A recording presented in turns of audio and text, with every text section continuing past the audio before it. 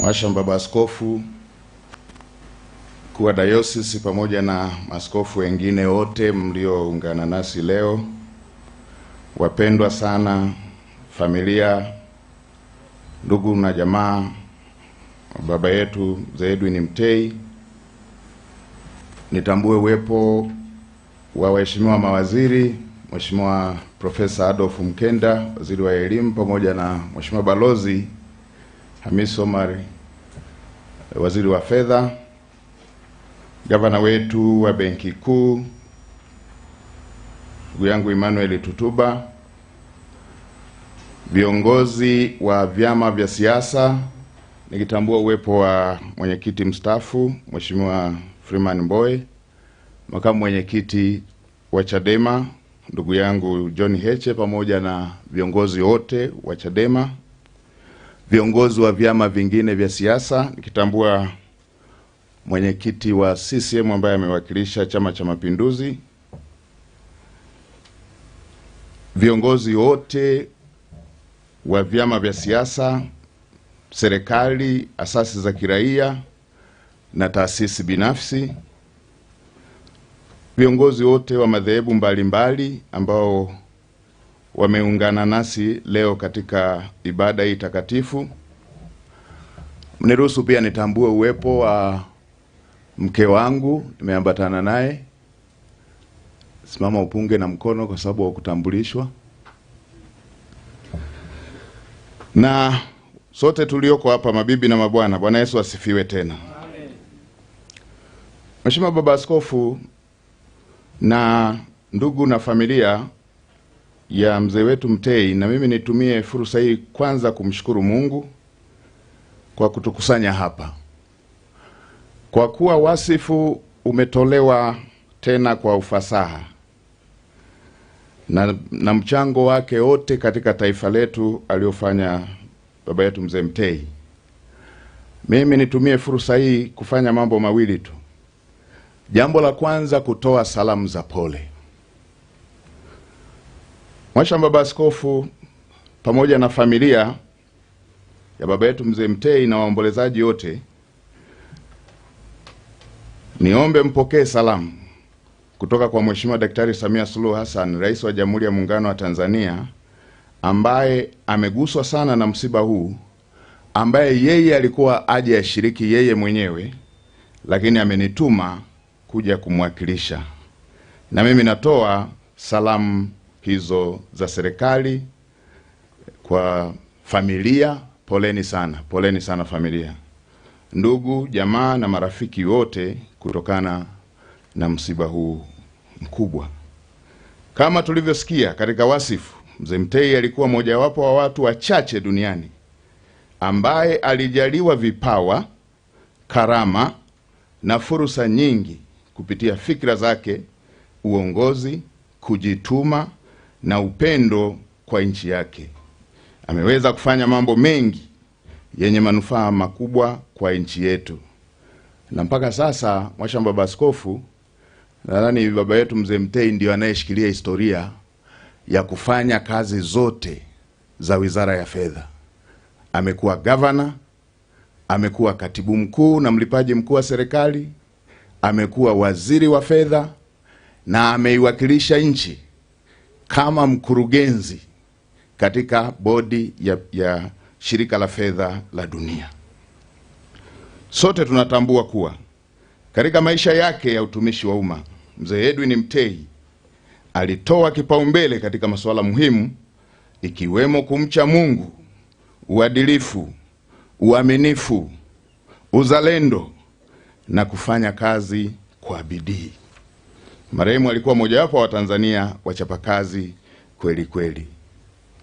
Haya yanajidhihirisha kwa utumishi uliotukuka wa baba yetu ambaye akapata nyadhifa mbalimbali kama ambavyo nimetoka kuzitaja, kutokana na kutambulika na weledi wake wa kuwa gavana, waziri wa fedha, katibu mkuu, waziri wa fedha.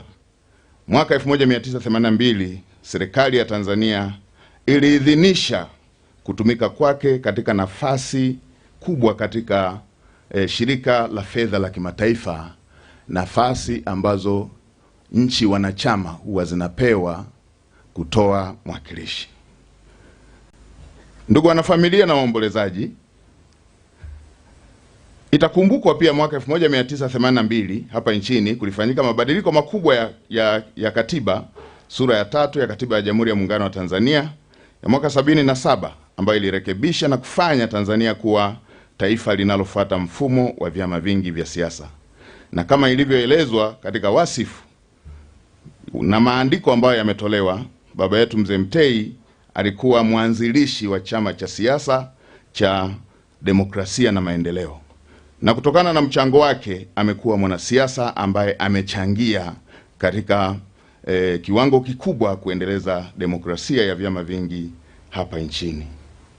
Kwa kutambua hilo, Mheshimiwa Rais alielekeza mimi mwenyewe nije kumwakilisha, lakini pia akasema kwa kuwa aliwahi kuwa gavana wa Benki Kuu, gavana wa Benki Kuu ashiriki katika kumsindikiza Mzee Mtei, lakini pia na Benki Kuu ichukue wajibu wa kumpa heshima zote kama mwanzilishi wa taasisi hiyo muhimu na wa muenzi kama ambavyo wanafanya kwa magavana wote. Lakini pia akaelekeza waziri wa fedha ashiriki kwa kuwa Mzee Mtei alikuwa waziri wa fedha, na leo hii tumeambatana na waziri wa fedha kuwakilisha wizara ya fedha. Lakini akaelekeza pia waziri wa elimu kama mtoto wa nyumbani na yeye ashiriki, na leo hii tuko na Profesa Mkenda kuja kushiriki pia kama mtoto wa nyumbani. Mheshimiwa Rais akasema Mzee Mtei atakumbukwa katika msimamo wake, ujasiri wake, maono, uvumilivu na kupenda nchi na kupenda maendeleo. Mheshimiwa Rais amenielekeza kama mtendaji mkuu wa serikali kumuenzi Mzee Mtei kwa vitendo. Na katika kumuenzi Mzee Mtei kwa vitendo, Mhashamu Baba Askofu na wanafamilia, mniruhusu niseme machache. Mzee Mtei alikuwa anapenda maendeleo na tunajivunia alama alizoacha. Nitumie jukwaa hili kumwelekeza waziri wa fedha na waziri wa ujenzi.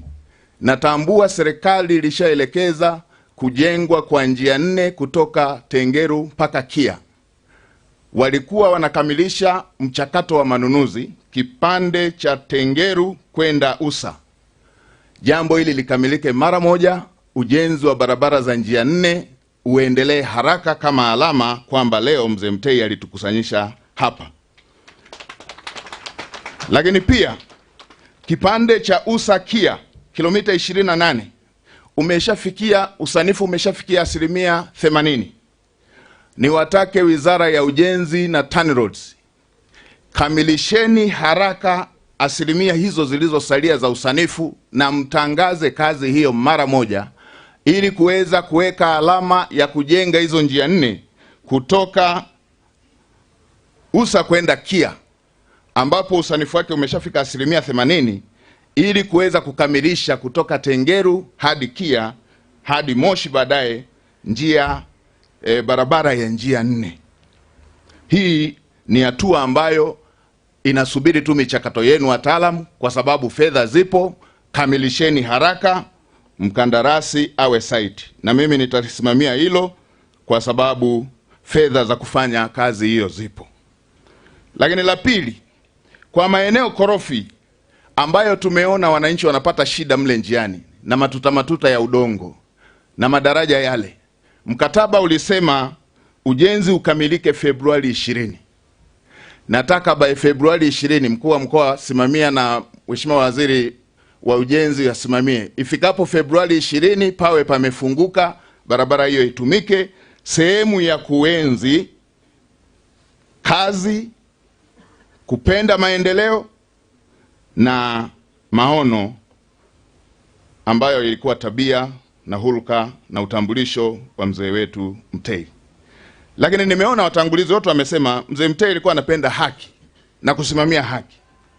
Shamba la Mringa Estate lilikuwepo hapa, na katika mchakato kulikuwa kumeelekezwa baadhi ya wananchi wanufaike na sehemu yao, hiyo ilikuwemo kwenye ambayo ilitakiwa ikabidhiwe kama sehemu ya makabidhiano.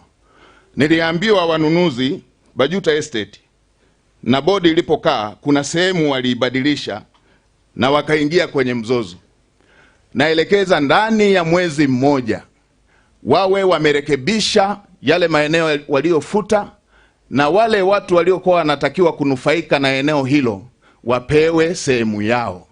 Mkuu wa mkoa pamoja na watu wetu wa ardhi, kamishna wa ardhi anayehusika, wasimamie ndani ya mwezi mmoja wawe wameshakamilisha, na wawakabidhi wahusika ambao wanastahili kupata kipande kile kama mkataba ulivyokuwa unaonesha.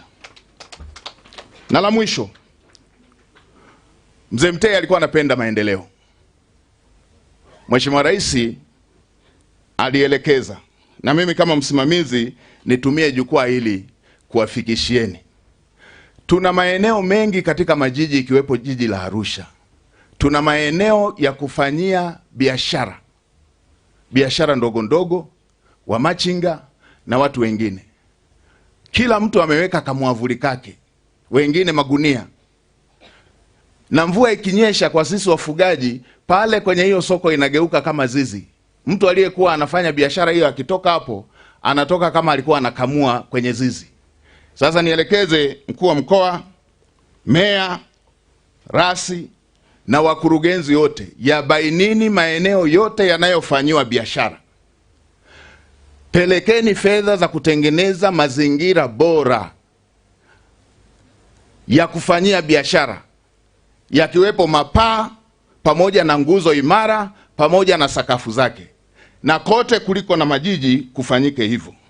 Tutumie fedha ambazo zinapatikana katika maeneo mengine, ambazo tunatumia katika maeneo mengine, kutengeneza mazingira bora ya kufanyia biashara na kukuza uchumi, kama ambavyo muasisi wa Benki Kuu alikwisha kufanya. Na la mwisho, Mhashamu Baba Askofu na maaskofu ambao umetoa neno, niseme nimeyapokea yale niliyoyasikia kwa niaba ya serikali. Nimeyapokea yote, nimeyapokea, na bahati nzuri political will ipo, na mimi ndo nimetumwa kusimamia. Kwa hiyo niwahakikishie nimepokea, na Mhashamu Baba Askofu na Baba Askofu uliotoa neno, serikali haitakuwa kikwazo cha kuhakikisha kwamba nchi inakuwa moja na tunasonga mbele. Na mimi niwahakikishie tutavuka na tutasonga mbele, na heshima ya Tanzania mara zote tutakuwa nayo. Asanteni sana kwa kunisikiliza, na poleni tena ndugu na familia, na Mungu atubariki sote. Poleni sana.